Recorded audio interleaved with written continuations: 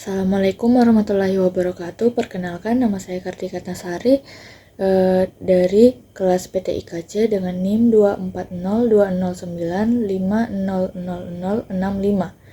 Saya akan menjelaskan rangkuman materi tentang manajemen memori dan penyimpanan. Jadi yang pertama itu ada pengertian memori dan penyimpanan.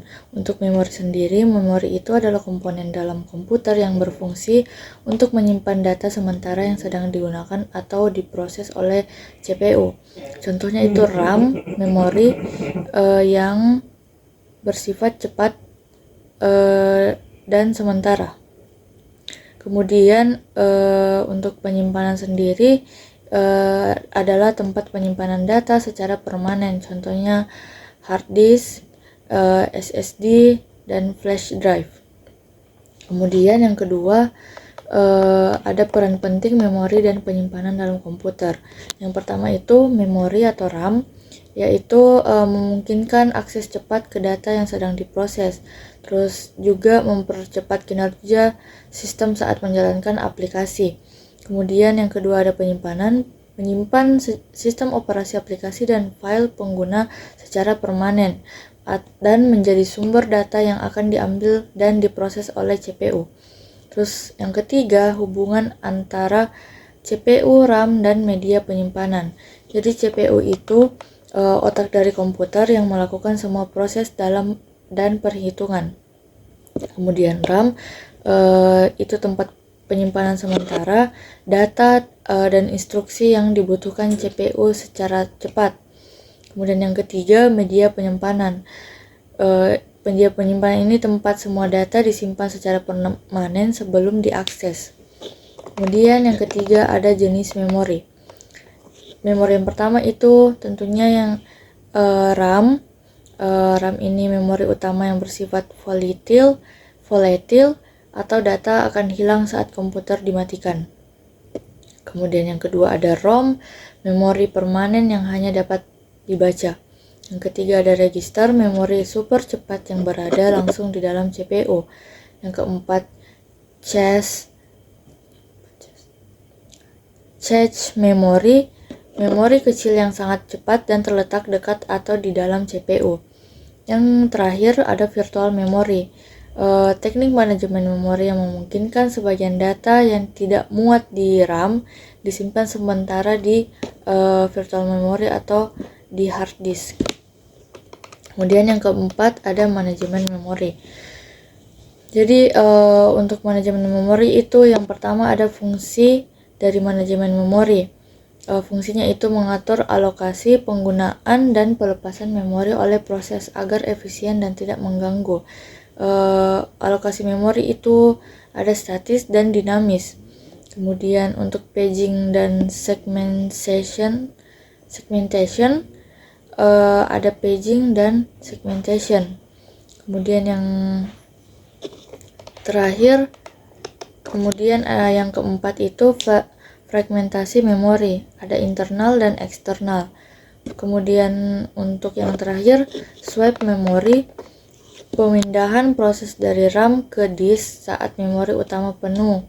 Jadi untuk meningkatkan multitasking tapi memperlambat performa. Kemudian yang kelima, jenis-jenis penyimpanan. Yang pertama ada penyimpanan Yang pertama ada penyimpanan primer dan sekunder. Penyimpanan primer itu memori utama yang digunakan komputer saat sedang beroperasi, seperti RAM dan cache memory. Penyimpanan ini bersifat volatile namun sangat cepat. Yang kedua itu penyimpanan sekunder adalah media yang menyimpan data secara permanen seperti HDD, SSD, atau CD/DVD, USB, dan sebagainya. Kemudian yang kedua ada HDD dan SSD.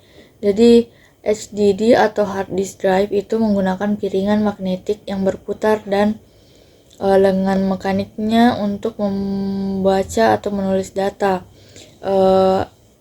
HDD ini lebih murah dan memiliki kapasitas besar, namun kecepatan baca atau tulisnya itu lebih lambat. Kemudian SSD, Solid State Drive, menggunakan memori flash tanpa komponen bergerak, lebih cepat, tahan guncangan, dan lebih awet, tetapi harganya lebih mahal per gigabyte dibandingkan HDD. Kemudian yang ketiga ada penyimpanan optik, seperti CD atau DVD. Jadi penyimpanan optik ini menggunakan laser untuk membaca dan menulis data pada piringan optik. CD biasanya itu menyimpan hingga 700 MB, sedangkan DVD hingga 4,7 GB atau lebih. Terus kelebihannya dari penyimpanan optik ini lebih murah dan bisa dijadikan media distribusi, namun rentan rusak secara fisik, kapasitasnya kecil dan mulai ditinggalkan. Kemudian yang keempat itu ada flash storage seperti USB atau kartu memori. Flash storage ini menggunakan NAND flash memory, bersifat portable, cepat, dan tahan guncangan, cocok untuk transfer data cepat antar perangkat. Kemudian flash storage ini juga bisa menyimpan dari beberapa gigabyte hingga ratusan gigabyte. Kartu memori seperti micro SD itu umumnya pada kamera atau smartphone. Kemudian yang kelima ada cloud storage, penyimpanan berbasis internet di server milik pihak ketiga, misalnya Google Drive, Dropbox, atau OneDrive. Datanya bisa diakses dari mana saja asal terhubung dengan internet. Kemudian cocok untuk kolaborasi, backup otomatis, dan akses lintas perangkat, namun bergantung pada koneksi internet, dan masalah privasi bisa jadi perhatian. Kemudian yang keenam ada hierarki memori. Yang pertama itu adalah kecepatan versus kapasitasnya. Jadi register itu paling cepat tapi kapasitasnya sangat kecil. Cache itu masih sangat cepat tapi kapasitasnya juga kecil. RAM kecepatannya sedang, kapasitasnya juga sedang. Storage paling lambat tapi kapasitasnya sangat besar. Kemudian yang kedua ada biaya dan aksesnya. Semakin tinggi memori, maka biayanya juga semakin mahal. Register dan cache memiliki harga per bit yang tinggi karena performanya. Dan sebaliknya, semakin besar kapasitas suatu memori seperti storage, maka aksesnya cenderung lebih lambat namun jauh lebih murah. Sistem komputer mengatur agar data yang sering diakses tersimpan di memori yang lebih cepat. Kemudian yang ketujuh, perbandingan memori dan penyimpanan. Yang pertama itu ada kecepatan akses. RAM memiliki kecepatan akses data yang jauh lebih tinggi dibandingkan penyimpanan. HDD atau SSD memiliki kecepatan lebih rendah, namun SSD jauh lebih cepat dibanding HDD. Kemudian sifat datanya itu RAM bersifat volatile, artinya data akan hilang saat perangkat dimatikan. Penyimpanan bersifat non-volatile dan data tetap tersimpan meskipun perangkat mati. Fungsi utamanya itu RAM digunakan untuk menjalankan dan memproses data dari aplikasi secara sementara, dan penyimpanan yang digunakan untuk menyimpan file itu sistem operasi dan data secara permanen. Kemudian untuk kapasitas, RAM umumnya memiliki kapasitas lebih kecil, contoh 5 GB, 8 GB, 16 GB. Sementara penyimpanan memiliki kapasitas lebih besar.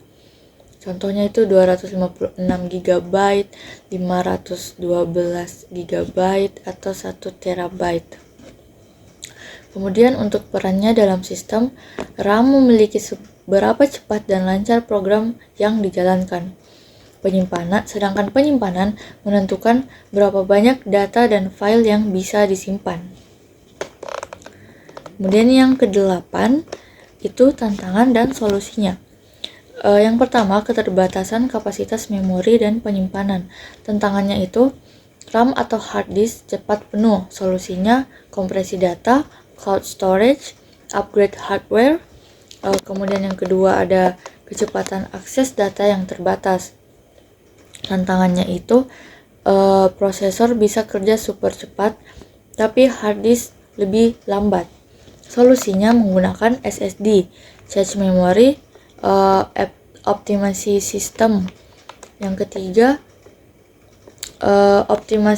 optimalisasi dengan cache dan virtual memory. Tantangannya, RAM tidak cukup kuat untuk menjalankan beberapa aplikasi sekaligus. Solusinya itu virtual memory, manajemen cache pintar, atau paging atau segmentation. Kemudian yang terakhir itu ada backup dan recovery data. Yang pertama itu yang tantangannya, data bisa hilang karena error, virus, atau kerusakan hardware. Solusinya backup rutin, cloud backup, restore system. Sekian penjelasan rangkuman tentang materi manajemen memori dan penyimpanan. Wassalamualaikum warahmatullahi wabarakatuh.